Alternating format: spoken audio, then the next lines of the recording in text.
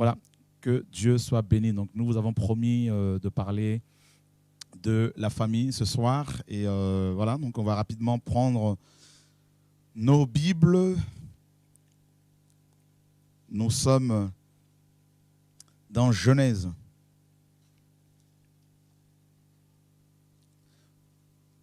Genèse chapitre 1er. Nous lisons le verset 26.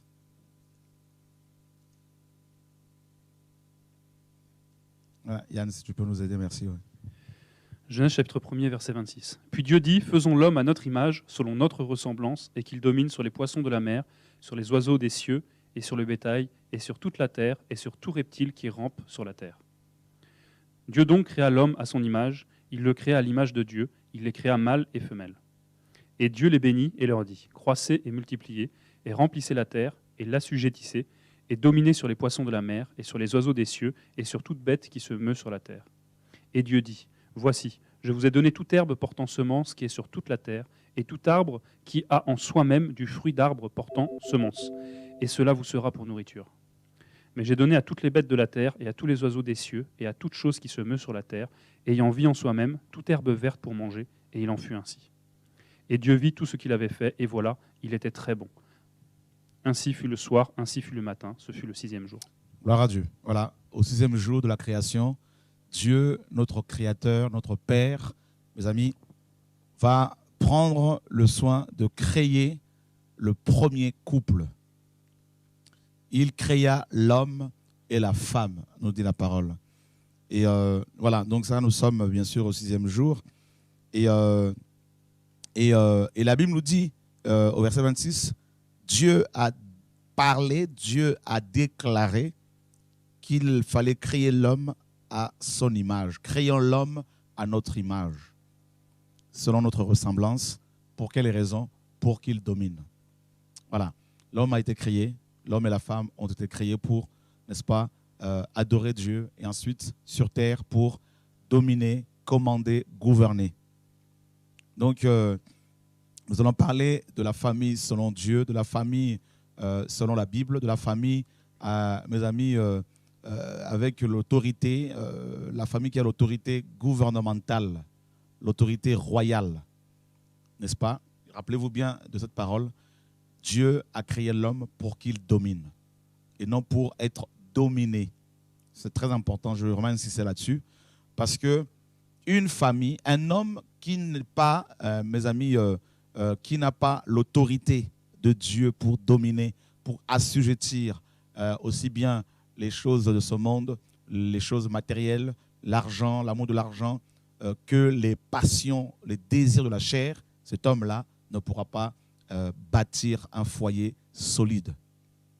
Dans une famille, mes amis, dès l'instant où les choses de ce monde, les choses matérielles, l'amour du gain, et la richesse, la course à l'enrichissement personnel, dès l'instant où ces choses commencent à prendre le dessus sur l'homme et la femme, le mariage, la famille, n'est-ce pas, ne peut que se briser. Voilà, donc c'est clair.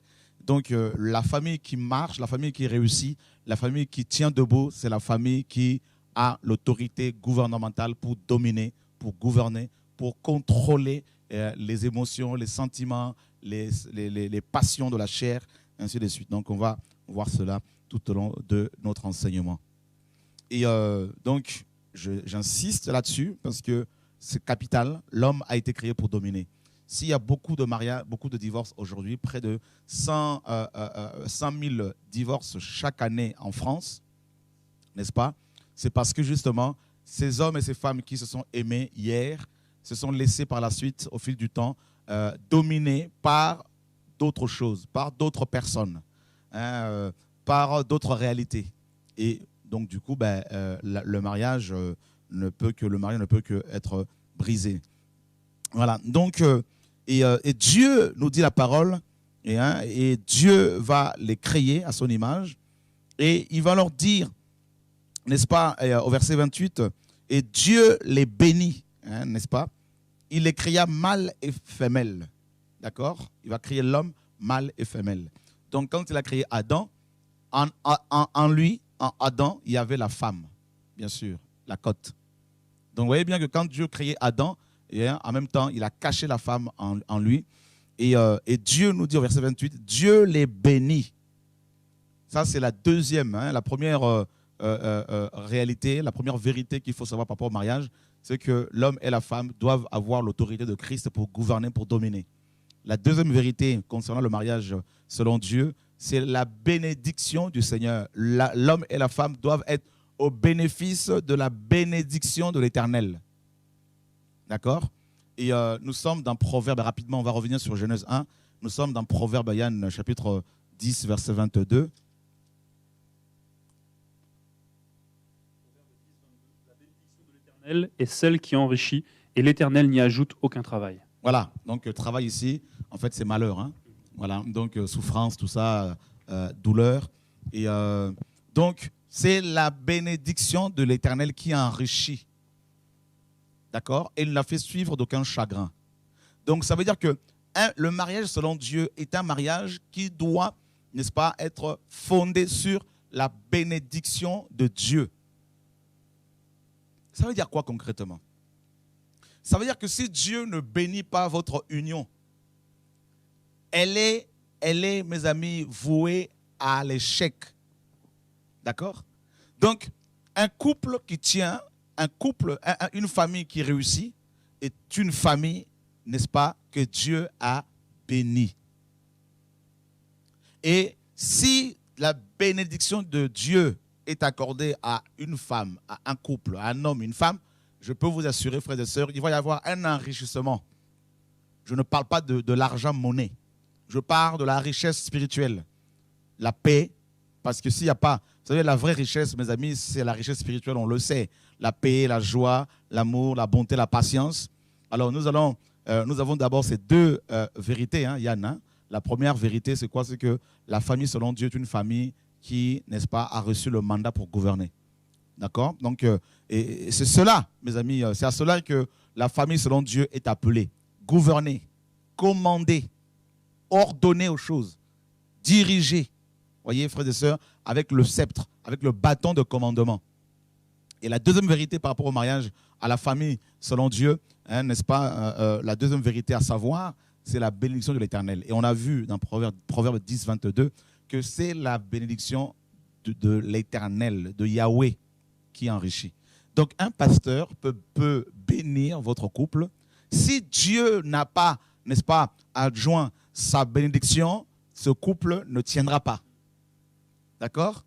Donc, ton père, ta mère peuvent bénir, c'est bien, mais il faut que Dieu soit au contrôle, soit à la base. D'accord? Et qu'est-ce que la bénédiction de l'Éternel par rapport à la famille? Eh bien, voilà, on va définir ce que c'est le gouvernement de l'Église, de la famille et la bénédiction de l'Éternel. Ces deux vérités-là d'abord. Alors, définissons d'abord, mes amis, la bénédiction. Donc, nous sommes dans Galates chapitre 5, verset 22. Galates chapitre 5, verset 22.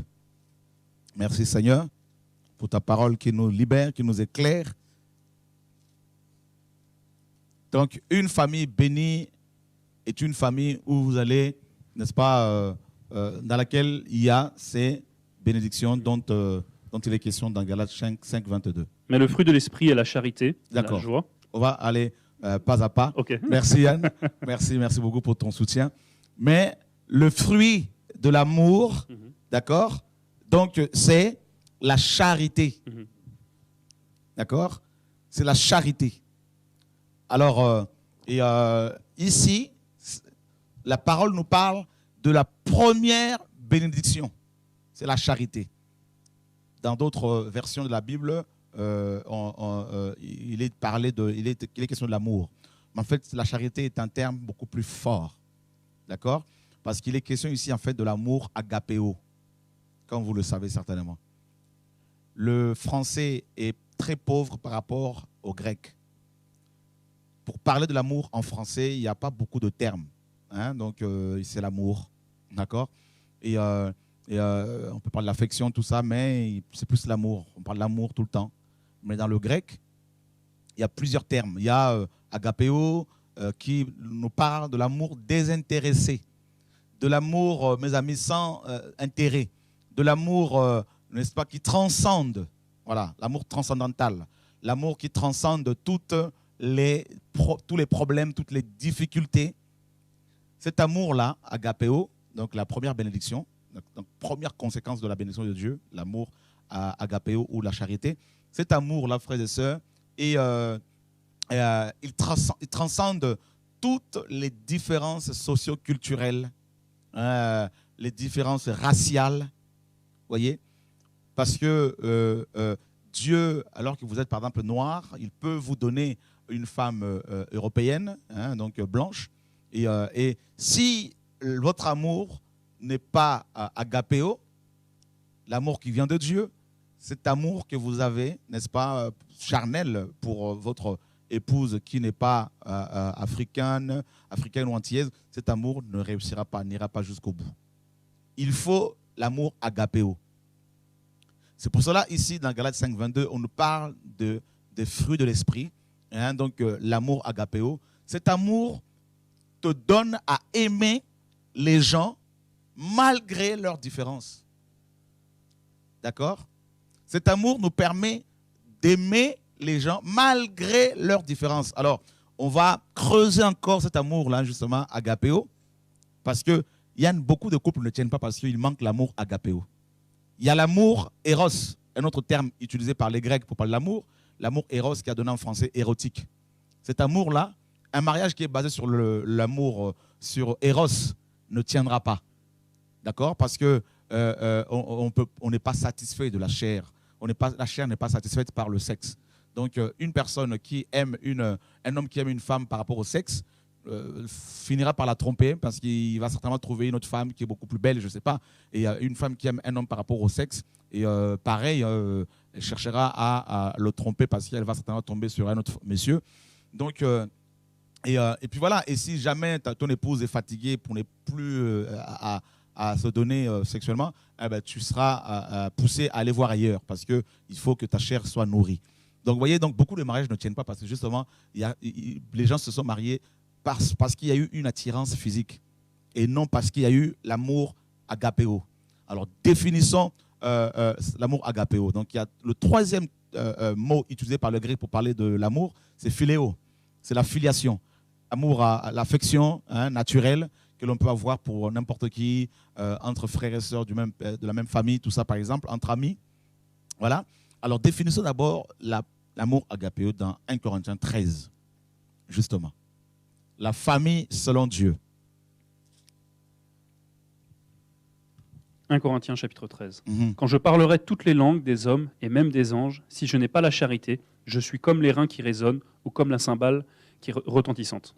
Et quand j'aurai le don de prophétie, que je connaîtrai tous les mystères et que j'aurai toutes sortes de sciences, et quand j'aurai toute la foi qu'on puisse avoir, en sorte que je transportasse les montagnes, si je n'ai pas la charité, je ne suis rien. Et quand je distribuerai tous mes biens pour la nourriture des pauvres, et que je livrerai mon corps pour être brûlé, si je n'ai pas la charité, cela ne me sert à rien. La charité est patiente, elle est douce. Là, on définit maintenant la charité. D'accord? Donc, l'apôtre nous fait comprendre qu'on peut s'offrir, on peut offrir, se donner, on peut accepter de mourir pour les autres et manquer la charité. Comment quelqu'un, mes amis, qui a offert sa vie, qui a donné sa vie pour les autres, puisse manquer la charité? Eh bien oui. Comment quelqu'un qui a donné de la nourriture, qui donne de la nourriture aux autres, puisse manquer cet amour-là, cette charité-là? Donc, on peut faire les choses par orgueil, pour prouver, pour montrer qu'on est capable de faire. Voilà, donc pour se glorifier. Voilà, on peut même se faire assassiner ou se faire brûler vif, parce qu'on veut prouver aux gens qu'on aime les autres, alors qu'on n'a pas en soi cet amour véritable. C'est terrible. Et là, maintenant, l'apôtre définit la charité. Donc, pour qu'un mariage tienne, il faut qu'il y ait cette charité-là. Il faut que les gens qui veulent se marier ouvrent grandement leurs oreilles. Pour ne pas se marier dans la précipitation parce qu'il y a une attirance physique. Combien de personnes ne sont-elles pas faites avoir parce qu'elles ont cru que l'attirance physique qu'elles avaient était le vrai amour? Et quand la femme commence à avoir des enfants, le corps change. Et c'est là qu'on s'aperçoit qu'il faut chercher quelqu'un d'autre qui nous attire physiquement. Ou quand un homme vieillit, on s'aperçoit qu'il faut quelqu'un d'autre pour nous attirer. Voilà comment beaucoup sont dans la déconvenue, beaucoup sont complètement confondus. Donc, on définit maintenant la charité, Yann. Et qu'est-ce que la charité, là? La charité est patiente. Donc, on voit un autre aspect de la charité, c'est la patience. Nous sommes dans une génération que j'appelle, la génération de McDrive. Tout va vite. Je vais au restaurant, je veux manger tout de suite, n'est-ce pas? Donc, il y a le McDrive. Tu fais la queue et si jamais, mes amis, on dépasse quelques minutes, mes amis, ben là, c'est les gens klaxonnent, toi, ping, ping, ping, parce qu'ils sont pressés. Voyez? Alors, nous sommes la génération du prêt-à-porter. On veut tout de suite avoir un beau costume, tout est bien fait. Alors qu'à l'époque de nos grands-parents, ben, ils allaient voir des tailleurs, ils prenaient leurs mesures, même à notre époque, hein, quand on était petits. Et quoique aujourd'hui on le fait de temps à autre, mais c'est plus tellement comme avant. Tout est prêt. Nous sommes dans la génération du micro-ondes, n'est-ce pas? Du surgelé. On va dans un magasin de surgelé, on va acheter du surgelé, et puis on arrive à la maison avec, on met dans le micro-ondes, on appuie sur un bouton, 5 minutes après, le repas est prêt. Vous voyez, frères et sœurs, nous sommes dans la génération de in vitro. Tout de suite. Vous voyez, frères et sœurs, tout va vite. Les hommes courent après le temps. On n'a plus de temps. Alors, vous voyez maintenant, le fruit qu'est la patience devient, mes amis, rare. Être patient devient rare. Combien de personnes sont-elles encore capables aujourd'hui de faire à manger pendant 3 heures, pendant 2 heures? Voyez, c'est tout de suite des pâtes, on met de l'eau à chauffer, pâtes, ça pousse, ça gonfle, à moins de 5 minutes, c'est cuit. Du riz, tac, à moins de 5 minutes, c'est cuit. Tout va vite. Les haricots sont déjà pré-cuits ou complètement cuits, il n'y a qu'à réchauffer. Tout va vite. On peut tout trouver aujourd'hui à moins de 10 minutes. Alors, vous voyez, frères et sœurs, comment voulez-vous maintenant que dans les couples, quand il y a des conflits, que les gens supportent? Parce que la patience dont il est question ici signifie aussi, en fait, nous parlons aussi de la persévérance. Le terme hébreu grec, utilisé pour parler de la patience signifie aussi persévérance, persévérer. Or, on ne peut pas parler de la persévérance sans parler des épreuves, des embûches. Donc, tout mariage est amené à rencontrer, n'est-ce pas, les embûches, les pièges. Et s'il n'y a pas la charité, c'est-à-dire d'abord la patience, eh bien, les gens vont facilement trouver la solution parce que c'est la génération du McDrive. Donc, on a facilité également le divorce. D'ailleurs, il y a même une loi qui sera votée et promulguée bientôt où on peut aller divorcer devant un huissier, n'est-ce pas? Facilement. Donc, ça va vite. En 1 mois, tac, on efface 30 ans de vie commune. Tel un immeuble qui a été construit sur 20 ans et qui va être démoli en quelques secondes. Voilà notre génération, mes amis. La patience dans les épreuves. Et nous sommes toujours dans... Nous voulons creuser encore. Parce que c'est ça l'enseignement. Nous sommes dans Jacques. Hein, on suit l'esprit. Hein? Amen, amen. Voilà. C'est lui qui me donne tous ces versets-là aujourd'hui. Comme d'habitude d'ailleurs. Que son nom soit béni. Jacques chapitre 1er, on va aller doucement. Le mariage selon la famille selon Dieu. Oh, je veux me marier. Est-ce que tu es patient? Demande d'abord la bénédiction de l'Éternel. Sinon, Jacques chapitre 1er. Jacques chapitre 1er. Jacques, serviteur de Dieu et du Seigneur Jésus-Christ, aux 12 tribus qui êtes dispersées, salut. Mes frères, regardez comme un sujet d'une parfaite joie quand vous serez exposés à diverses épreuves, sachant que l'épreuve de votre foi produit la patience. Ah! Donc, pour savoir si tu as la patience, il faut les épreuves. Hein? Il faut les épreuves dans le mariage. Tu vas voir un caractère inconnu de ton mari ou de ta femme ou de ton fiancé, ta fiancée. Maintenant, il va falloir que tu supportes. Parce que dans notre royaume, il n'y a pas de lâche. Amen. Amen. Seigneur, enseigne-nous ce soir que les futurs mariés ouvrent grandement leurs oreilles. Parce que les gens pensent qu'il suffit d'avoir des sentiments pour que le mariage tienne. Il faut, mes amis, la bénédiction de Yahweh. Amen. Et la bénédiction de Yahweh nous dit ici, mes amis, c'est Galates 5, 22. Et on définit maintenant Galates 5, 22. On nous parle d'abord de la charité. Et la charité, on nous dit, dans la charité, il y a l'amour, il y a la patience, la persévérance par rapport aux épreuves. On continue dans Jacques là-bas, mes amis. Mes frères, regardez comme un sujet d'une parfaite joie quand vous serez exposés à diverses épreuves, sachant que l'épreuve de votre foi produit la patience. Mais il faut que la patience ait une œuvre parfaite, afin que vous soyez parfaits et accomplis, de sorte que rien ne vous manque. Donc la patience doit être, mes amis, doit être au centre de la famille, parce que grâce à ce fruit, nous tendons vers la perfection. D'accord ? La perfection ici, le terme utilisé pour parler de la perfection nous parle aussi de l'accomplissement, de la maturité. Voyez ? Ne plus se comporter, quand on est dans la maturité, on ne se comporte plus comme des petits-enfants, comme des bébés. Voilà. On ne va pas s'arrêter sur les petits bobos, sur les petites... voilà. C'est fini ça, on devient adulte. On ne va pas bouder pour des moindres, des petites choses, tout ça, et bouder dans le couple, garder haine, colère pendant plusieurs jours. Ça, ce n'est pas être chrétien. Voilà. C'est pour cela, il faut, mes amis, il faut la Yahweh. On continue, mes amis, là, on continue.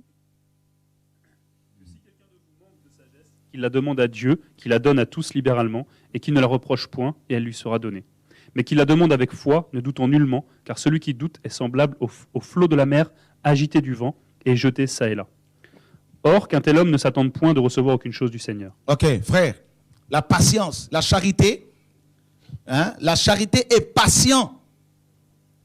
Ça veut dire que tu dois accepter, tu dois être patient, même si ton mari ou ta femme, ou je ne sais pas, ta fiancée, ton fiancé, n'est pas encore à ton niveau, n'a pas la même compréhension que toi, n'a pas la même approche par rapport à la vie, par rapport aux choses de la vie que toi.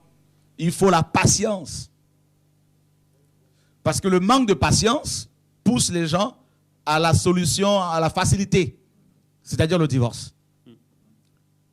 Et quand c'est comme ça, on peut divorcer 5 fois et marier 5 fois, et puis on finit par être aigri et rester célibataire. Voilà. La patience.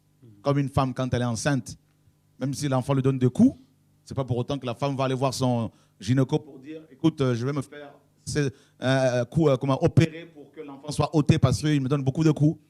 Même si l'enfant donne des coups, même si l'enfant donne des coups de pied, des coups de poing, même si l'enfant, mes amis, fait de la boxe dans le ventre, même si l'enfant, mes amis, alléluia, mais même si la femme a comment dire, même si ses jambes sont enflées, gonflées, même si elle a de la nausée, mais elle va quand même supporter jusqu'à l'accouchement.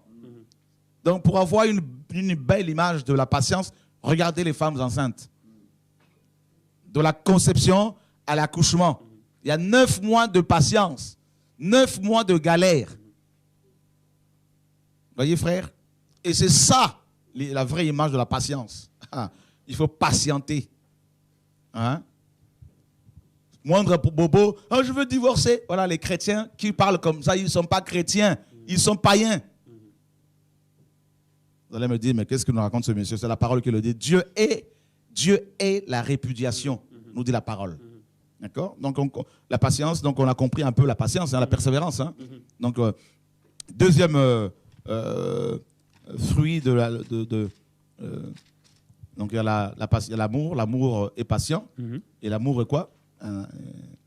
Donc, mais le fruit de l'esprit, Galates 5, 22. Donc, 1 Corinthiens 13. Voilà, là on définit toujours la charité. La charité est patiente. Voilà. L'amour est patient, la charité est patiente. La charité, donc au verset 4, 1 Corinthiens 13, 4, la charité est patiente, elle est douce. Elle est douce. Il y a des femmes qui sont terribles. Aujourd'hui, si beaucoup de mariages ne tiennent pas, c'est parce que certaines femmes chrétiennes, elles sont brutales. L'homme dit un mot, une parole, elles en sont à 100.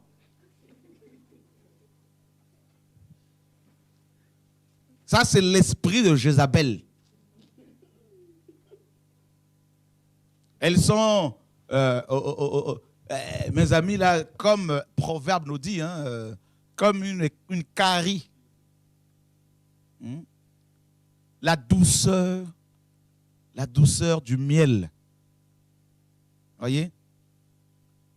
La douceur. Pareil les hommes également, parce qu'un homme qui n'est pas doux envers sa femme, qui veut montrer du muscle parce qu'il est l'homme, hein, il ne faut pas, mes amis, quand il n'y a pas de douceur, eh bien, le mariage ne tient pas. Voilà. Le mariage ne tient pas. Je parlais hier avec une jeune fille qui est en train d'être abordée par un frère. Mais ce frère n'arrive pas à parler aux femmes. Il n'y a pas de douceur. À croire que les païens ont plus de verbes, hein, que les chrétiens. Comment aborder une femme chrétienne? Il faut donner des cours aux hommes. Hein? C'est important. Parce que beaucoup s'arrêtent seulement sur le Dieu m'a dit, c'est toi ma femme. Ils ne savent même pas dire aux femmes, ah, ta voix est belle. Hein? Donc acheter une fleur pour, n'est-ce pas, gagner le cœur de la femme qu'il veut épouser. C'est la cité. Voilà. C'est terrible. Alors les femmes, vous savez que les femmes aiment les belles paroles. Hein? Elles ont été créées pour cela, la femme. Voilà pourquoi Ève avait parlé avec Satan. Satan n'a pas parlé avec Adam alors qu'Adam était à côté. Il a parlé avec la femme parce que la femme, hein, aime écouter, aime entendre des belles paroles. Vous ne vous êtes jamais posé la question comment certaines femmes qui ne sont pas belles vont quand même sortir avec des hommes qui sont belles, très belles, et qui vont quand même sortir avec des hommes très moches. Mais parce que ces hommes ont la tchatch. Ils ont du verbe. Mais pour nous, les chrétiens, eh bien, nous avons la parole de Dieu. Voilà. La douceur, la douceur, la douceur. Voilà. Donc, je crois qu'on va prier pour ce frère pour qu'il ait davantage du verbe, hein, de la douceur pour quand même gagner le cœur de cette femme qui n'attend que ça. Pas grand-chose. Que Dieu soit béni. La douceur, Yann, c'est très important. La famille selon Dieu. Il faut faire la part des choses, mes amis. On continue. La charité n'use point d'insolence. Ah, tout d'abord, la charité n'est point envieuse. La charité n'est pas envieuse. Une femme envieuse, un homme envieux, mes amis, un couple qui est au milieu. Hein, si dans un couple, il y a, mes amis, au milieu de ce couple, s'il y a les envies charnelles, tout ça là, eh bien, ça n'ira pas loin. Une femme qui passe son temps à envier les autres finira par tromper son mari. Voyez? Donc l'amour, en fait, en gros, est désintéressé. Désintéressé par rapport au bien de ce monde. Voyez? On continue. La charité n'use point d'insolence. La charité n'use pas d'insolence. La femme doit soigner son langage. L'homme également doit soigner son langage. Parce que certaines femmes, quand elles se mettent en colère, quand elles commencent à débiter des paroles, mes amis, hein, je peux vous assurer qu'il faut rapidement quitter la pièce parce que sinon vous risquez de vous salir. Et quand on est chrétien, on use de beaucoup de sagesse. C'est très important, même dans le langage, dans le domaine du mariage notamment. On continue. Elle ne s'enorgueillit point. Donc l'orgueil. L'orgueil empêche, dans le couple, empêche les gens de se repentir, de régler les problèmes, d'accepter, d'admettre ses erreurs dans le couple afin de ranger, n'est-ce pas, d'éteindre le feu. Et les signes d'orgueil, c'est les justifications. Un des signes de l'orgueil, c'est tout ce qui est justification, sensibilité, tout ça. Vous voyez, susceptibilité sont des signes de l'orgueil. Il faut accepter quand on a mal agi et pour pouvoir passer à autre chose. Vous voyez, l'amour ne point, la charité ne point orgueilleux. On continue. Elle ne se porte point déshonnêtement. Elle ne cherche point son propre intérêt. La charité n'est pas malhonnête. Hein. Amen. Vous voyez, donc la malhonnêteté, on sait ce que c'est. On continue. Elle ne cherche point son propre profit. La charité ne cherche point son propre profit. Vous savez, beaucoup de couples ne tiennent pas, beaucoup de familles sont brisées, tout simplement parce qu'il y a au milieu l'amour de l'argent. La femme gagne de l'argent et elle ne veut pas en parler. Elle ne dit pas à son mari combien elle touche. Et le mari également ne dit pas à sa femme combien il gagne. Chacun a son compte bancaire. Et ils n'ont même pas de compte joint. Combien de couples, même chez les chrétiens, mes amis, ne sont-ils pas brisés, n'ont-ils pas de conflits, de problèmes à cause de l'argent? Oh, que Dieu nous aide. L'amour de l'argent. Chrétiens, ayez des comptes joints. Surtout dans le milieu des couples africains, chaque conjoint a son compte, parce que chacun envoie de l'argent à sa famille, au pays, sans en parler à l'autre. Il y a beaucoup de... Oh Seigneur, aide-nous. Oh Dieu, aide-nous. Vous voyez, hein, c'est des choses que vous connaissez, hein, parce que quand je vois vos sourires là, c'est que ça parle. Hein? Dieu, aide-nous. Chacun cherche son intérêt. Vous voyez? Ah, c'est mon argent. Tu as pris mon argent. Hein? C'est ma carte bancaire. C'est mon chéquier. Un couple qui parle comme ça. Vous voyez? C'est quand même terrible, mes amis. La famille selon Dieu. L'homme quittera son père et sa mère, il s'attachera à sa banque. Hein? L'homme quittera son père et sa mère, il s'attachera à sa mère. Non. L'homme quittera son père et sa mère, il s'attachera à sa femme. Et les deux deviendront une seule chair. On n'a pas dit, mes amis, que l'homme va s'attacher à ses affaires, la femme aussi à ses affaires, hein, l'homme a sa carrière, la femme a sa carrière. Combien de couples ne sont-ils pas brisés à cause, mes amis, des carrières? Oh, ma carrière, tout ça. Là. Alors que les enfants sont au milieu. C'est grave. Donc on a vu, frères et sœurs, on voit que, nous voyons ce soir que la famille selon Dieu, n'est-ce pas, selon la Bible, est celle qui, mes amis, a reçu de Dieu le mandat pour gouverner, car l'homme, Adam et Ève notamment, avaient été créés pour gouverner. Et la famille selon Dieu est celle, mes amis, que Dieu a bénie. Et l'Éternel les bénit, nous dit Genèse 1, 28. Vous voyez, frères et sœurs, et cette bénédiction s'est traduite par les fruits de l'esprit. Cette bénédiction qui nous enrichit en fruits de l'esprit. Et on a vu l'amour, la charité, qui est, mes amis, transcendantale, qui n'est pas limitée dans l'espace, par l'espace, dans le temps et par le temps. Cet amour divin nous donne, mes amis, à mourir pour l'autre, car le Seigneur a dit, l'amour consiste à mourir, à donner sa vie pour l'autre. Dans Jean, chapitre 15, mes amis, on peut le lire, Jean. Seigneur, sauve-nous, enseigne-nous tes voies. Jean, chapitre, mes amis, 14, verset 13. Et quoi que vous me demandiez en mon nom, je le ferai afin que le Père soit glorifié par le Fils. Si vous demandez en mon nom quelque chose, je le ferai. Verset 15. Si vous m'aimez, gardez mes commandements. Et je prierai le Père et il vous donnera un autre consolateur pour demeurer avec vous éternellement. L'amour consiste justement à garder les commandements du Père.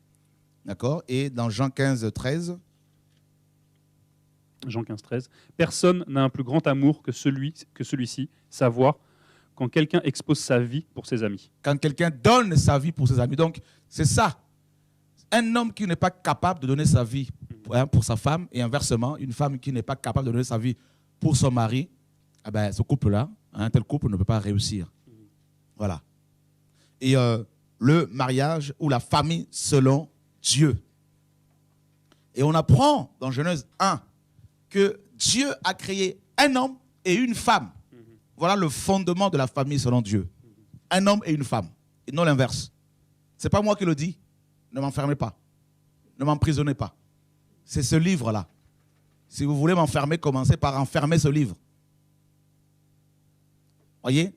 Moi, Dieu me dit ici que Dieu a créé un homme et une femme.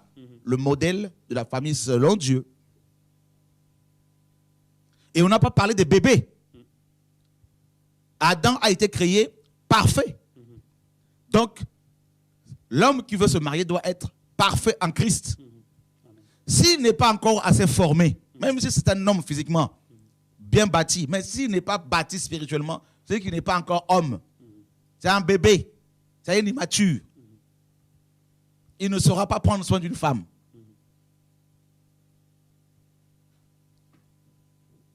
Pendant que la femme aura besoin de lui, lui il va se mettre à... Imaginez un homme de 30 ans qui est en train de jouer encore sur les jeux vidéo. Il y a beaucoup d'hommes comme ça. Aujourd'hui, énormément. Voilà. Ce ne sont pas des hommes, ce sont des gamins. Voilà. C'est terrible. Hein? C'est pour cela, à l'âge égal, la femme est plus mature en général que l'homme. C'est pour cela que beaucoup de femmes demandent les hommes, cherchent des hommes beaucoup plus âgés. C'est pour cela, mes amis, on voit Adam ici.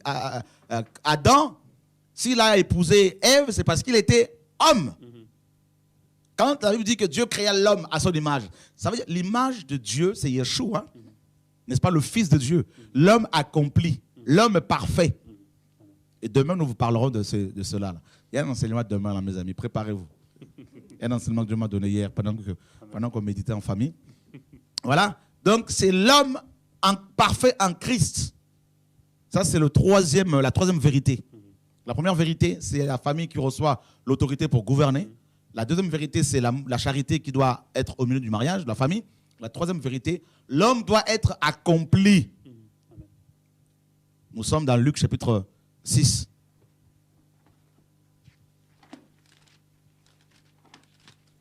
Merci Saint-Esprit pour ces passages. Luc chapitre 6. Et merci Seigneur pour ta parole. Alors, Luc chapitre 6, c'est ça hein? Oui. Voilà. Et voilà, on parle du disciple accompli.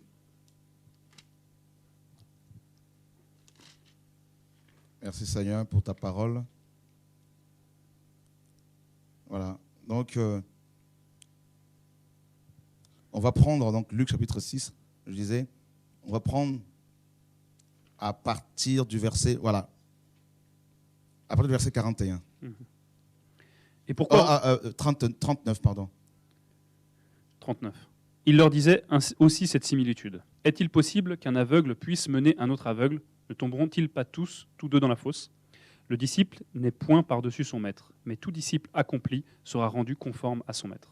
Le disciple n'est point au-dessus de son maître, mais tout disciple accompli sera comme son maître. D'accord? Donc, ça veut dire quoi? Tout disciple accompli, c'est parfait. Voilà l'homme, la troisième vérité par rapport à la famille selon Dieu. Être accompli, un homme accompli. Un homme que Dieu a suffisamment formé est capable de prendre soin de sa famille. Un chef, quoi. Amen. Parce que l'homme est le chef. Amen. Voyez, non? Donc, quand Dieu... En fait, quand, vous voyez, Adam n'est pas né bébé. Adam n'a pas connu la période de l'enfance. Il est venu à l'existence étant déjà adulte, étant un homme parfait. Parce que Dieu l'a créé parfait. Voyez? Un homme capable de prendre soin de sa femme. Il était tellement capable de prendre soin de sa femme que quand cette dernière lui a proposé de manger le fruit, il a mangé. Et là, il a désobéi au Seigneur, malheureusement. Voyez? Alors, mes frères et sœurs, si vous voulez vous marier, assurez-vous que vous êtes accomplis. D'accord? Que vous êtes parfait en Christ. Vous me direz, frère, mais comment peut-on le savoir? Eh bien, Galates 5, 22. C'est ça? Être accompli, être comme son maître. Tout disciple accompli sera comme son maître. Et comment? En fait, en gros, dans la troisième vérité, c'est-à-dire être accompli, nous parle de l'homme accompli qui est Yehoshua. D'accord? Yehoshua. C'est-à-dire, mes sœurs, vous qui voulez vous marier, comparez vos prétendants à Jésus. Il nous est dit dans Ephésiens 5, Marie, aimez vos femmes comme Christ a aimé l'Église. Un homme qui ne t'aime pas comme Christ t'a aimé, mais il ne faut pas l'épouser. Christ t'a offert des fleurs. Est-ce que cet homme t'a déjà offert des fleurs? Ça, c'est juste un exemple. Hein. Voilà. Est-ce que vous savez que nous sommes comparés à la fleur de rose? Ce n'est pas moi qui le dis, c'est Cantique de Cantique qui le dit. Voilà. Un homme qui ne t'invite pas au restaurant, il est toujours là en train de te parler en langue, toujours, tu ne vas pas manger le parler en langue. Un homme accompli est celui qui ne va pas vouloir voir ta nudité avant le mariage. Il va te respecter avant de te toucher. Il va t'honorer d'abord par le mariage. Voilà l'homme accompli. Mais un homme qui veut tout de suite avoir des rapports sexuels, vous devez le fuir. Un homme qui va te rouler une pelle, c'est-à-dire qui va t'embrasser, n'est pas un homme accompli. Laissez-moi vous parler terre à terre. Ah voilà. Alléluia. Un homme accompli va, n'est-ce pas, va couvrir sa future épouse. C'est ça la parole de Dieu, frères et sœurs. Comment Christ est avec nous? La parole nous dit que Christ a pris soin de l'Église. Christ nourrit l'Église. Un homme accompli est celui qui te nourrit, même si tu gagnes plus que lui, ma sœur, mais avec son maigre salaire-là, il va quand même te nourrir. C'est ça l'homme accompli. Mais un homme qui est regardant sur ton salaire-là, ce n'est pas un homme accompli, c'est un escroc. Alléluia. Vous allez me dire, monsieur, mais qu'est-ce qui lui arrive? Ben, c'est comme ça que je parle. Voilà, chacun a sa manière de parler. C'est comme ça. Paul avait son langage, Pierre avait le sien, et puis chacun avait son langage. Je ne suis pas le pape, je ne suis pas, je ne sais pas, voilà. Je sais pourquoi je parle comme ça, je sais pourquoi Dieu me fait dire cela, parce que c'est pour parler à quelqu'un ce soir. Dieu est bon. Alléluia. Dieu est bon. Un homme accompli est celui qui a quitté son père et sa mère. Parce que s'il est toujours dépendant de papa et maman, mais il va t'épouser pour t'aider comment? Comment pourra-t-il t'aider? S'il a encore besoin du lait maternel, comment pourra-t-il te soutenir? L'homme quittera son père et sa mère. Ça veut dire qu'un homme qui quitte son père et sa mère est un homme qui sur le plan, n'est-ce pas, éducationnel, est déjà mature. Sur le plan instruction, est mature. Sur le plan, mes amis, comment dire, financier, il est indépendant. Voyez? Mais s'il dépend encore financièrement, matériellement, émotionnellement de son père, de sa mère, mais il va t'épouser, mais tu vas épouser un bébé et tu risques de devenir sa mère. Hein? C'est pour cela que beaucoup de femmes maternent leurs hommes à cause de cela. Elles ont épousé des bébés, elles ont épousé des personnes immatures. Voilà. Ah chérie, il faut ranger les vêtements là-bas, s'il te plaît, tous les jours. Les chaussures, il faut les mettre là-bas, tout. Seigneur, sauve-nous. Alléluia. Un homme accompli est celui qui est capable de faire à manger, de faire des courses. Hein? Voilà. De balayer, de changer les couches des enfants. Voyez? Tout ça. Et quand le bébé pleure la nuit, de laisser sa femme se reposer et s'occuper de l'enfant.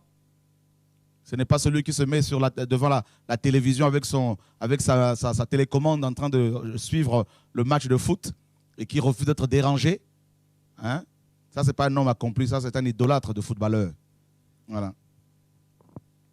Que Dieu nous aide, frères et sœurs. Il faut être comme Christ, être accompli, être parfait en Christ. Voyez, frères et sœurs? Alléluia, que Dieu nous aide, frères et sœurs, que Dieu nous soutienne au nom de Yeshua. Pareil, une femme qui n'est pas accomplie, vous allez épouser une enfant, hein, et qui, au lieu d'être mère, on voit des femmes qui ont des enfants et qui laissent les autres personnes s'en occuper. Elles ne sont pas capables de prendre soin de leurs enfants, de les materner.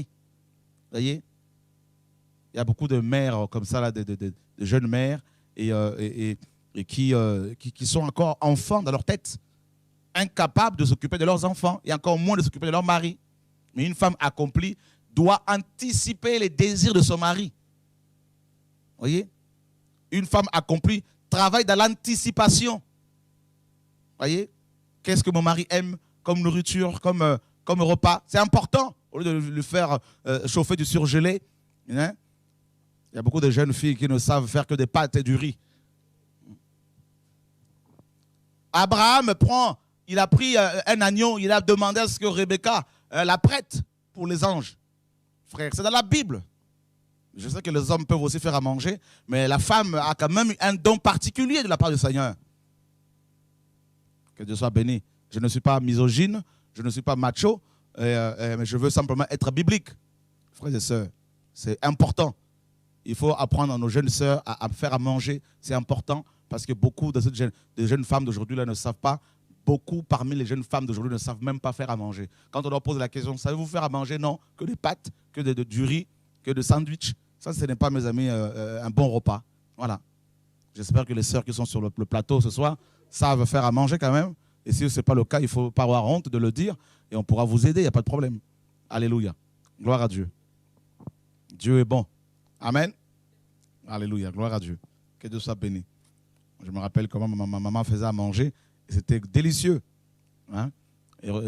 Merci Seigneur. Et vous inquiétez pas, je suis bien nourri. Il n'y a pas de problème. Dieu est grand. Yann, j'espère que tu es bien nourri aussi. Hein? Alléluia. Très bien nourri. C'est une grâce. Hein? Amen. Un homme qui n'est pas nourri correctement, il va se nourrir ailleurs. C'est ça le problème. Quand un homme commence à aller manger au McDo tous les soirs, vous pouvez être sûr que la famille ne va pas tenir. Une femme, la parole nous dit que la femme doit s'occuper. On va voir que c'est biblique ce que je vous dis, la Tite chapitre 2. Je dis, mais le frère, qu'est-ce qu'il nous raconte? On doit être équilibré, frères et sœurs. Nous voulons des mariages, des familles solides. Il n'y a pas de divorce dans notre royaume. Amen. Tite chapitre 2, à partir du verset 2. Que les vieillards soient sobres, graves, prudents, saints en la foi, en la charité, en la patience. De même que les femmes âgées règlent leur extérieur d'une manière convenable à la sainteté, qu'elles ne soient ni médisantes, ni sujettes à beaucoup de vin, mais qu'elles enseignent de bonnes choses, afin qu'elles instruisent les jeunes femmes à être modestes, à aimer leur mari, à aimer leurs enfants, à être sages, pures, gardant la maison, bonnes, soumises à leur mari, afin que la parole de Dieu ne soit point blasphémée. Gardant quoi? Leur maison, c'est ça, non? Gardant leur maison. Gardant leur maison. Donc, les femmes sont les gardiennes de leur maison. Mais une femme qui n'est pas accomplie ne pourra pas garder sa maison, c'est-à-dire s'occuper des soins domestiques. C'est important. Comme beaucoup de femmes aujourd'hui ont des diplômes Bac plus 10. Une femme qui a Bac plus 10, mes amis, eh ben, Bac plus 10 dans la tête, mais Bac moins 10, mes amis, dans le cœur et en cuisine. Et le problème est là souvent. Là. Et vraiment, j'espère que les sœurs... je vais vous poser une question quand même. Est-ce que vous savez faire à manger quand même au moins? Oui. C'est vrai? Oui. Moi, je pense que ça dépend aussi de l'éducation que nos mères donnent Effectivement. à nos sœurs. Donc, ce sont les mamans qui doivent éduquer les filles et leur apprendre comment être des mères et des épouses. Oui, parce que la nouvelle génération a on va dire des passions autres, surtout les filles, que la cuisine. Donc, tout dépend de l'éducation que la mère offre à sa fille. D'accord. Moi, je me souviens que moi, je n'ai pas grandi avec ma mère, j'ai grandi avec ma tante. Et elle était très souvent en voyage et c'est moi qui m'occupais de la famille, de mes petites sœurs et de mon père. Du coup, quand tu commences à bas âge à apprendre à cuisiner, ça devient tellement plus facile. Moi, je connais des filles qui savent pas cuisiner. Et franchement, c'est triste. D'accord. Je trouve que c'est pas être une femme, c'est être une fillette. C'est ça. Voilà. Que Dieu soit béni. Donc, as-tu quelque chose à dire? Non. Ok. Yann, non? Moi, ça va, tout va bien. Je fais à manger, ma femme fait à manger, que Dieu soit béni. C'est une grâce. Hein? Grâce. Alléluia. Gloire à Dieu. Gloire à Dieu. Donc, on apprend ici que les femmes doivent avoir aussi l'extérieur qui convient, donc à la sainteté. Donc, une femme accomplie ne va pas, mes amis, mettre un jean serré, on voit ses derrière, excusez-moi du terme, on voit son postérieur. Donc, c'est une femme qui se couvre. Donc, on ne voit pas son postérieur, tout ça. Elle est couverte, elle n'est pas là elle n'est pas insolente, même sur le plan vulgaire, sur le plan même vestimentaire. Elle est sage, elle est douce, elle est habillée décemment. Donc, quand on la voit, on voit une décence, mes amis, quand même à la gloire de Dieu. D'accord? Quand on voit souvent ces femmes qui mettent des leggings, tout ça, des jeans serrés et les hauts, au lieu de mettre des hauts qui soient suffisamment longs pour couvrir leur postérieur, tout ça, ben, malheureusement, on voit ces femmes qui font exprès elles sont pratiquement nues. Eh bien, frère, une telle femme, je vous assure, va attiser, n'est-ce pas, et, attiser la convoitise, susciter la convoitise dans les cœurs des hommes. Hein? Donc se faire désirer, elle va être violente, elle va être agressive. Voilà, donc, et ça, c'est pas correct. C'est une femme qui va briser des foyers. Donc une femme accomplie est une femme pieuse, est une femme qui a une tenue, qui tient sa maison, qui est habillée décemment et qui honore le Seigneur par sa manière de parler, sa manière de s'habiller, sa manière d'éduquer sa famille, de s'occuper de son mari. Vous voyez, frères et sœurs, elle fait attention à tout ce qu'elle fait, à sa tenue, surtout la tenue, parce que nous sommes dans une génération, mes amis, où, comme je vous l'ai dit, hein, les filles sont de plus en plus nues. Il y a 20 ans, ici en Europe, je vous assure, il y a 20 ans, les femmes étaient habillées décemment. Il y a 25 ans, tout ça là. Et aujourd'hui, mes amis, beaucoup de filles, beaucoup de femmes sont elles sont habillées plus sexy que les prostituées. Et il y a des prostituées qui sont habillées décemment, plus proprement que certaines femmes, Yann. On se demande, mais qui se prostitue entre les deux? Les prostituées professionnelles et des femmes soi-disant mariées ou célibataires. Et, voilà, frère, c'est la confusion. C'est la confusion. Les apôtres ont mis l'accent sur la tenue vestimentaire de femmes. C'est important. Important. Alléluia. Gloire à Dieu. Gloire à Dieu. Parce que pendant l'été, beaucoup de frères n'osent plus sortir. Hein? Ils sont comme en prison et agressés comme pas possible. Et un homme accompli aussi ne va pas mettre... Moi, je vois des hommes qui mettent des hauts serrés alors qu'ils ont aussi beaucoup de ventre. Hein? Donc, on se dit, mais ils n'ont même pas honte de montrer leur ventre à tout le monde. Au lieu de se couvrir aussi, là. Mes amis, il faut se couvrir. C'est ça la sainteté aussi. Hein? Alléluia. Voilà. Donc, on dit que les femmes âgées aient de même un extérieur convenable à la sainteté. Qu'elles ne soient pas médisantes. Parce que souvent, avec la langue, les femmes elles peuvent aussi embraser le feu de forêt et allumer de petits feux ici et là. Hein? Donc, modeste et chaste et à demeurer dans leur maison. Une femme qui n'est pas capable de demeurer chez elle, qui va tout le temps voir les voisins, les voisines, est une femme qui va créer des problèmes dans le quartier, dans la cité, dans le quartier. Voilà. Elle doit être capable de rester à la maison, hein, pas forcément chercher à aller à gauche, à droite. Sortir de temps à autre, bien sûr, mais prendre l'air, c'est pas de problème. Prendre de l'air, mais quand même, mes amis, là, il faut rester chez soi. Voilà. Comme la parole le dit. Alors, la famille selon Dieu, comme on l'a vu, c'est une famille à qui Dieu a donné le gouvernement, l'autorité pour gouverner. Deuxièmement, la famille selon Dieu est celle que Dieu a bénie. Cette bénédiction, mes amis, se traduit par les fruits de l'esprit. La famille selon Dieu est celle, mes amis, celle, mes amis, la famille selon Dieu est celle que Dieu a établie également, n'est-ce pas, dans son royaume. Parce qu'une famille qui n'expérimente pas l'autorité du royaume, l'autorité de Christ en tant que roi, cette famille-là ne tiendra pas. Et nous sommes dans une génération, comme vous le savez, où de plus en plus les familles sont brisées. Donc on a vu, troisièmement, la famille selon Dieu est celle où l'homme et la femme sont, n'est-ce pas, accomplis. Des disciples de Christ qui reflètent sa gloire, sa personne, son autorité, son amour. Donc être accompli. C'est-à-dire capable de, n'est-ce pas, prendre soin de l'autre. Comme on l'a vu, Adam a connu Ève étant mature, étant accompli, étant parfait. Et Ève, pareil, Ève a été formée, hein, elle n'a pas connu la période de l'enfance. Ève était formée directement, elle était créée, accomplie, parfaite. Et voilà pourquoi les deux, mes amis, ont tenu dans leur mariage. Et on ne parle pas de divorce entre Adam et Ève. Hein. Donc vous voyez bien que le premier couple n'a pas divorcé. Et nous pouvons aussi tenir. Et il faut avoir, mes amis, les clés qu'ils avaient, que Adam et Ève avaient. D'accord? Dieu les bénit. La bénédiction. Qui t'a béni, mon frère, par rapport à ton projet de mariage?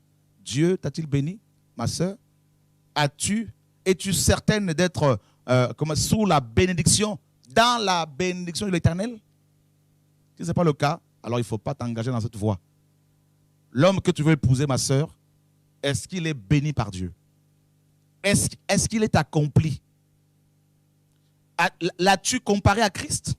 Réellement? La femme que tu veux épouser mon frère, l'as-tu comparée à l'Église selon Dieu? Voyez?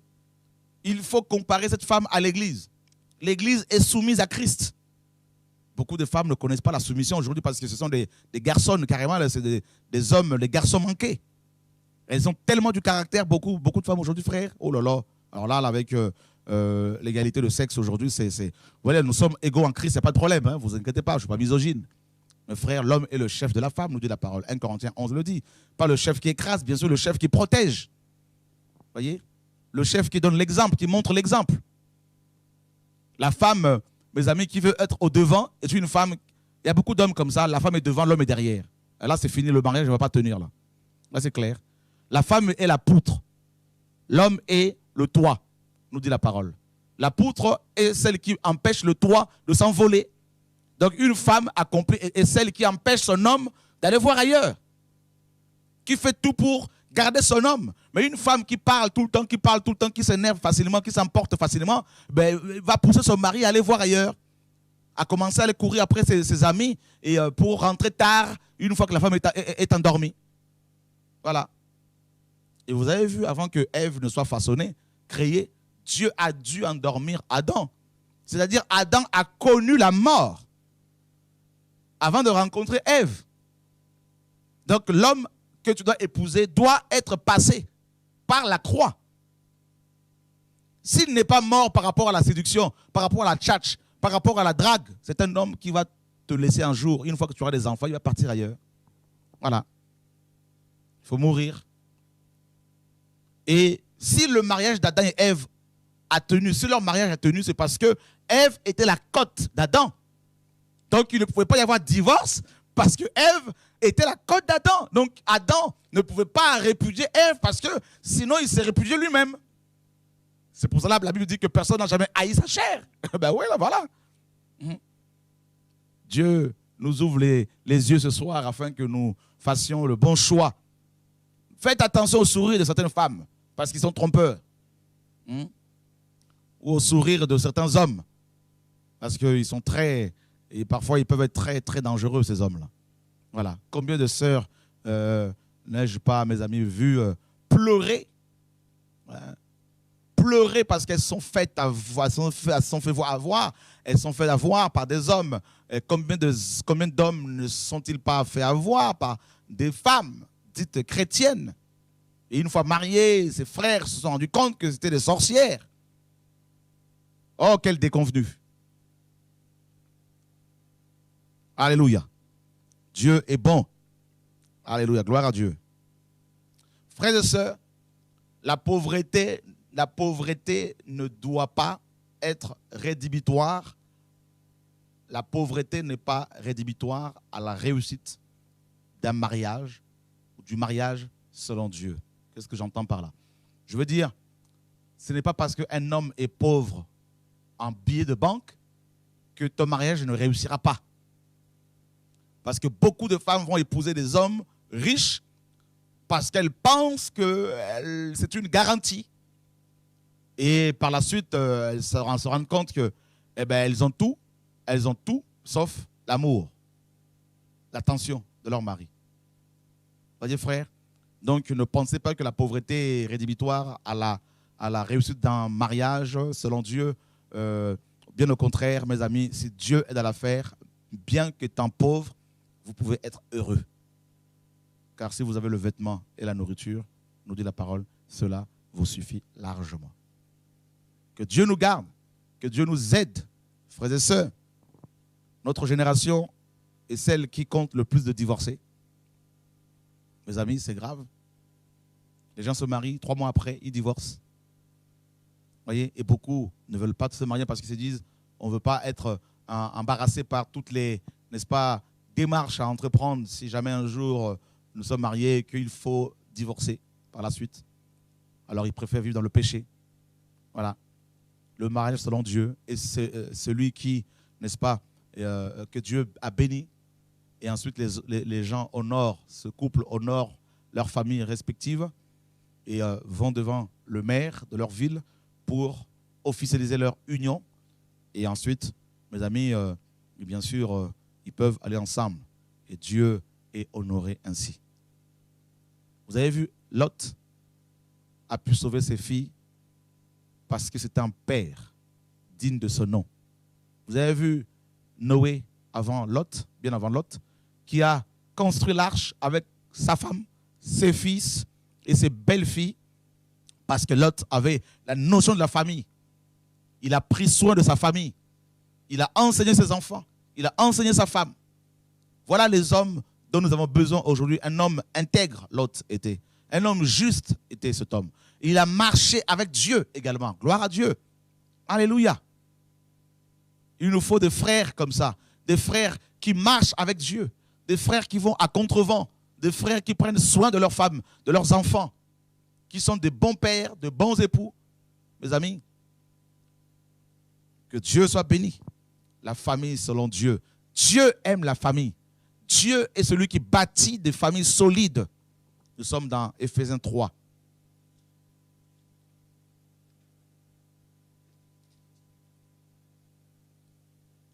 Verset 13.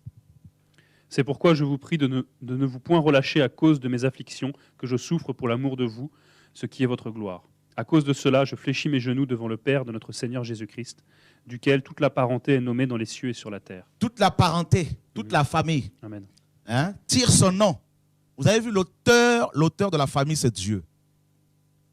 Dieu est l'auteur de la famille. Il aime la famille. Il aime la famille, notre Père Céleste. En fait, quand il voit une famille prier, le Père est honoré. Parce qu'il a dit qu'il n'est pas bon que l'homme soit seul. Il le sait. Un homme seul est un homme, il peut avoir beaucoup de... Adam était riche, spirituellement, et il avait tout. De l'or, des diamants. Il avait au moins 4 bras de fleuve remplis de pierres précieuses. Mais on apprend que Adam n'était pas heureux. On nous dit que tout ce que Dieu avait créé était bon. Il y eut un soir, et ce fut le premier jour, et Dieu a vu que tout ce qu'il avait créé était bon. Mais quant à l'homme, à la création de l'homme, l'homme a été créé, l'homme a vu, mes amis, Adam était riche, Adam avait Dieu. Il voyait la face de Dieu. Adam parlait avec les animaux. Adam a commencé à nommer tous les animaux. Il appelle lion. Lion, le lion est venu. Et il a vu à côté du lion, il y avait une femelle. Lion, lionne. Le couple est passé. Lui, il était là en train de nommer, de donner de noms aux animaux. Il appelle Monsieur le chat. Monsieur le chat se présente. Mais il n'était pas seul, avec Madame la chatte à côté. Et tous les animaux se sont présentés avec leurs épouses, leurs femelles. Et quand il a fini de faire ce travail, Adam a regardé à gauche, à droite, devant, derrière, au-dessus, en dessous. Il était seul. Et Dieu, le Père, a regardé cela. Il se dit, il n'est pas bon que l'homme soit seul. Je lui ferai une aide. La femme est une aide. Hein? Donc, l'homme, quelle que soit sa richesse, là, il a besoin d'être aidé. Les grands dictateurs, là, ils peuvent être des grands dictateurs, des méchants, mais ils sont gérés par leurs femmes. Oh, on peut acclamer Dieu pour la femme, frère.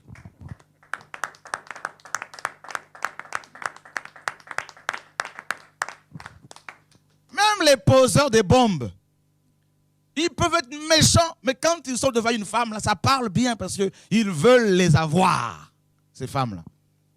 Ah ouais, tu peux être musclé, tu peux être tout ce que tu veux, mais face à une petite femme, à une femme, même si elle est petite, là, tu vas changer de langage. Tu vas chercher à trouver des mots adéquats pour pouvoir gagner son cœur. Il n'est pas bon que Adam soit seul. Parce qu'Adam, avec qui pouvait-il causer? Parce qu'ici, il parlait avec, admettons que Adam, un soir, il va parler avec le lion. Pendant 1 heure, et puis tac, la lionne se présente. Chérie, je t'attends. Adam se retrouve seul. Il appelle son ami éléphant. Ils vont discuter. 1 heure après, voilà, la copine d'éléphant, la femme d'éléphant. L'éléphant te vient. Chérie, les enfants te cherchent. Adam se retrouve seul. Il regarde son or. Ah, il est beau. Mais avec qui partager cela? Personne. Il regarde ces diamants-là. Ah, ils sont beaux. Mais avec qui les partager? Personne. Adam prend son téléphone, il appelle. N'est-ce pas, Monsieur l'Aigle? Monsieur l'Aigle dit, non, non, moi je suis en train d'allaiter, de donner du biberon à mes aiglons. Parce que ma chérie est partie en course. Il appelle, je ne sais pas, madame, monsieur, je ne sais pas, comment je peux dire, je ne sais pas, chauve-souris. Hein, messieurs, parce que chauve-souris, la chauve-souris, il y a quand même des mâles, des femelles aussi, bien sûr. Et voilà, cet homme, cet animal qui lui dit, ben, écoute, nous sommes en vacances avec toute la famille. Alors Adam, il était là, mais où je suis seul, tout ça. Et Dieu dit, ok, t'inquiète pas, il n'est pas bon que tu sois seul. Et Dieu vient et il va anesthésier. Il est le premier anesthésiste. Adam s'est endormi. Et Dieu va l'opérer. Il est le premier chirurgien. Vous voyez? Et il prend une cotte. Il façonne la femme. Mais quelle femme? Une femme formée par Dieu. Pas par n'importe qui. Ce n'est pas une femme que tu trouveras sur e-darling ou je ne sais pas quel site de rencontre. Hein. Ah non. Formée par le Père. Ah non. Avec le cœur du Père. Et ensuite, Dieu l'amène vers Adam. Je suis convaincu que Adam a dû se réveiller par le parfum que Ève dégageait. Ça, c'est moi. Quelle odeur! Oh, quelle voix! Oh, quel habillement! Adam regarde, mais elle est comme moi. Elle a deux jambes, elle a des cheveux, des yeux. Elle parle comme moi. Voici cette fois-ci ce qu'il y a eu les autres fois. Celle qui est l'os de mes os et la chair de ma chair. Pourquoi Adam parlait comme ça? C'est parce qu'il a essayé de trouver certainement quelqu'un parmi les animaux. Mais on ne doit pas épouser la femme animale. 1 Corinthiens 2 nous dit qu'il y a l'homme spirituel, il y a l'homme charnel et l'homme animal. C'est-à-dire l'homme irrégénéré. Il ne faut pas épouser les femmes, mais une femme animale parce que son caractère n'est pas régénéré. Son esprit n'est pas ressuscité. C'est une femme du monde. Donc les chrétiens ne doivent pas épouser les païennes. Et inversement. Sinon, c'est des souffrances. Voilà. Adam a dit, hein, celle qui me ressemble, hein, cette fois-ci, celle qui me ressemble. Voilà, en gros. L'os de mes os, la chair de ma chair. Et on l'appellera Isha. Waouh, Isha. Et lui-même, Adam, c'est Ish. Vous voyez, la même racine, hein, Isha, Ish. Et on l'appellera femme. Et directement, on apprend, c'est pour cela l'homme quittera son père et sa mère. Donc, frère, si Adam a quitté son père et sa mère, entre guillemets, hein, c'est parce qu'il avait trouvé une femme. Il y a des hommes qui décident de quitter leur père, leur famille, parce qu'ils ont trouvé quelqu'un. Il y a un couple que j'ai reçu, un futur couple que j'ai reçu tout à l'heure, au bureau. L'homme qui a 26 ans est en train de quitter sa mère pour se mettre avec son épouse, qu'il va épouser bientôt, et puis la maman ne veut pas le lâcher. C'est une maman africaine. Elle dit, non, chérie, tu dois rester à la maison jusqu'à ce que je me porte bien, ensuite tu pourras partir, même à l'âge de 40 ans. Le frère dit, non, j'ai quand même 27 ans bientôt, il faut que je parte. Pourquoi veut-il partir? Parce qu'il a trouvé sa cote. Vous voyez? Voilà. Comme un aimant qui l'attire. C'est ça. L'homme quittera son père et sa mère et s'attachera à sa femme. Voilà. On a des enfants aujourd'hui. Demain, quand ils vont trouver leur cote, on ne pourra plus les retenir. Hein. Fini. Comme un aimant qui les attire. L'amour, rappelle. Voilà, frères et sœurs, la famille selon Dieu. Nous aimons la famille selon Dieu. Nous aimons voir des familles bâties selon Dieu, des familles solides, où Christ est glorifié. Mes amis, au nom de Yeshua. Et je suis convaincu que Dieu peut vous montrer, vous qui me suivez ce soir, vos conjoints, vos conjointes qui sont encore païens. Mais si c'est Dieu qui vous a parlé, priez pour que ces derniers se convertissent. Et veillez à ce qu'ils ne se convertissent pas pour vous. Sinon, ils vont le faire pour vous avoir. Une fois qu'ils vous auront épousé, ils vous lâcheront. Hein, une fois que vous serez dans le mariage, ils repartiront dans le monde. Alors, que Dieu nous garde, frères et sœurs, que Dieu nous soutienne. au nom de Yeshua. Soyez bénis, soyez fortifiés au nom de Yeshua.